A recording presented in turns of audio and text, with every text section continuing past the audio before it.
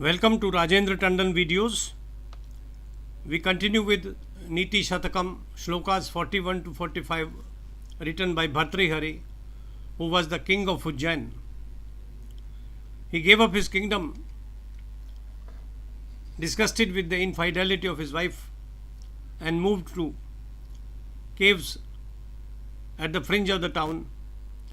There he wrote poetry which has lived in spite of the passage of time.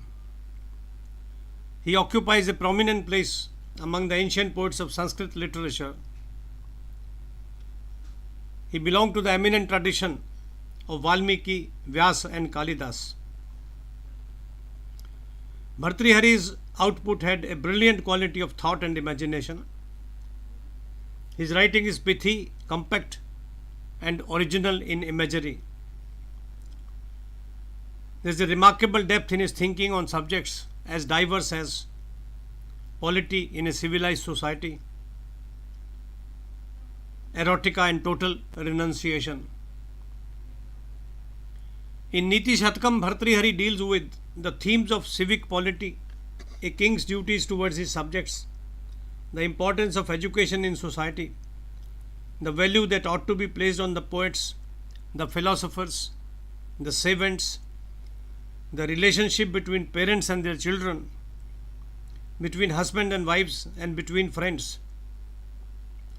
Nitishatakam is a book of manners for kings and commoners alike, for the learned and the idiots, for the prosperous and the paupers, and for the wise as well as the fools. The advice given 2000 years ago in Nitishatakam is as relevant today as it was when the book was written. Bhartrihari asserts the supremacy of learning over kingly power and wealth. In Nitishatakam, the poet stands taller than the king and has the guts to tell the king to mind his own business. The first stanza that we take up today deals with the importance of wealth in human life. यस्यास्ति वित्तं स नरः कुलीन स पंडितः स श्रुतवान गुणज्ञ स एव वक्ता स च दर्शनीय सर्वे गुणा कांचनम आश्रयन्ति.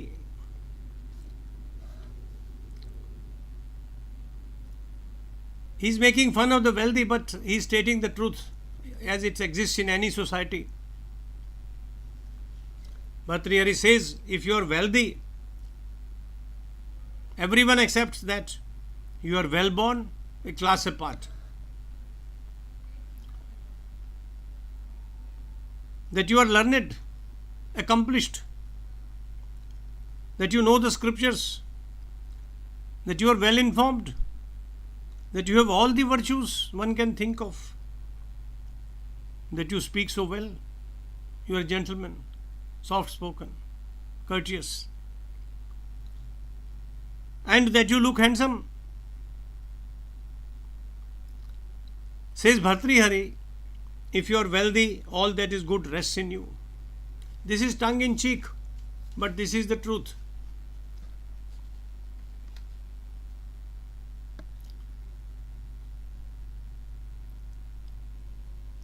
The hidden idea is that you should not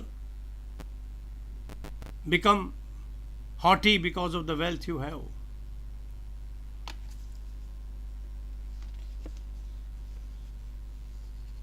You must behave as a good person, be nice to others, treat them well.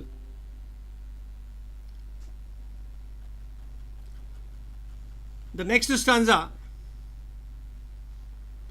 deals with downfall of kingly dynasties, families, because of certain happenings, because of certain defects in the character of people. Every sentence in this stanza is worth ruminating over.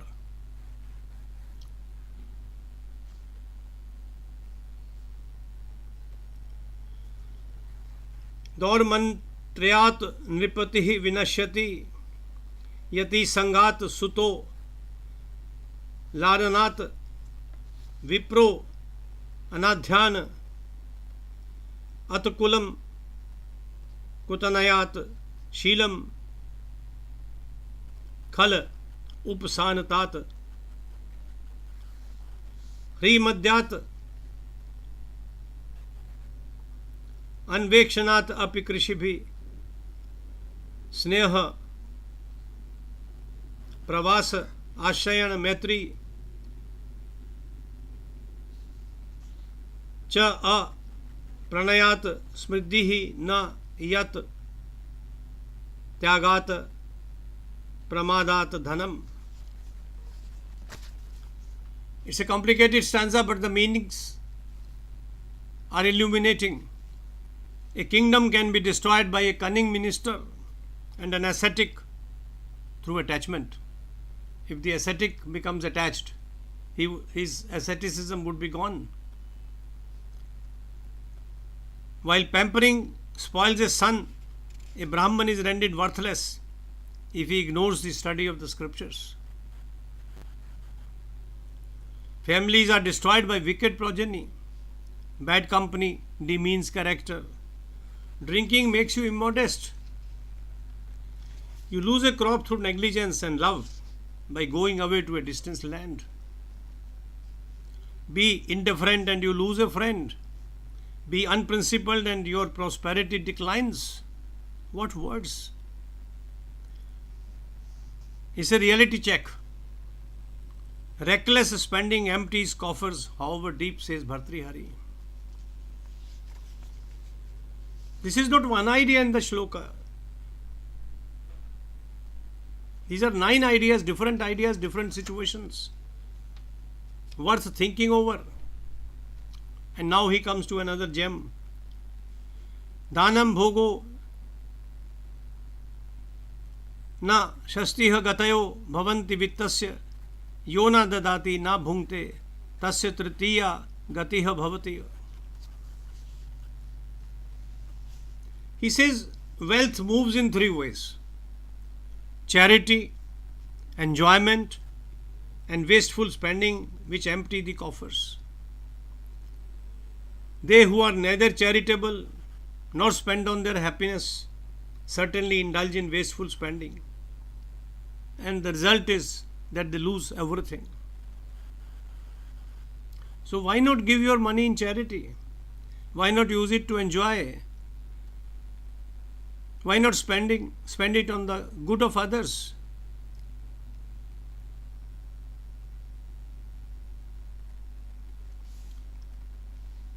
This advice of Bhartrihari is as applicable today as it ever was.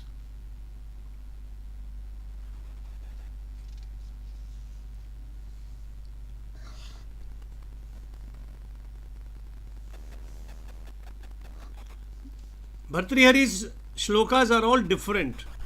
You don't have to go from one to another. He wrote as it pleased him, but he wrote always full of thought. The next shloka talks of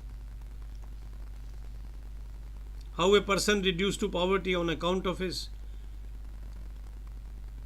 giving away his riches in charity is all the more praiseworthy for that.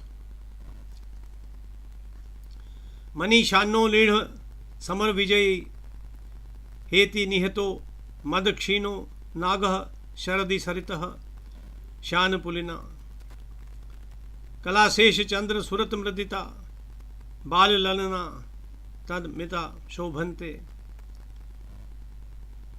गलित वि भव च अर्थिषु जना. A gem polished on a whetstone, a victorious warrior wounded in a battle, an elephant exhausted in heat, the river that has run dry in winter, the crescent moon that was once full and lustrous, a young damsel lying asleep with her full breast supine after reaching a climax, the pious rich man who has given away his wealth in charity. Bhartrihari says, none of these lose their luster in their effort and are as venerable and charming as ever in their new, though straitened circumstances. Nothing can take away from the splendor of the well-endowed, even if they are exhausted, mentally and physically, through their effort. Great thoughts. Very interesting thoughts. Very interesting situations. 7 different situations. Warrior wounded in a battle. शहीद हो गए, मृत्यु नहीं भी हुई तब भी उनका नाम ऊंचा है.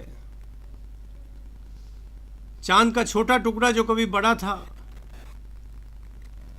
A young damsel lying asleep after reaching her climax with her full breast supine under the moon. You have to see this image to believe it. None of them loses their glamour, their splendor. Even if a few things have been reduced, like the river which has run dry in winter, it is still a great river. An elephant which has been exhausted in heat. In the last stanza that we tackled today, Bhartrihari gives us gem of a thought. All the values in life are relative to our circumstances. Parikshina kasyat sprihati yavanam prasratraye sa paschat sampurno ganayati dharitrim trina samama. अतः च अनै कांतयत गुरु लघु तया अर्थेषु धनिनाम अवस्था वस्तुनि प्रथयति च संकोचयति च. All values are relative to our circumstances, says Bhartrihari. In penury, a man collects even barley husk as valuable. His desire to collect never diminishes. When he grows wealthy, the riches of the entire world appear small and unimportant to him. Such is the change in perspective and values when have-nots have become haves. Very interesting, tongue-in-cheek. He wrote about theory of relativity long before Einstein propounded it in scientific terms. This is the theory of relativity. All values are relative to our circumstances. This is the theory of relativity as applicable to our social circumstances, to our life. We rest today and we take up some more stanzas next time. Thank you for visiting this site and listening to me.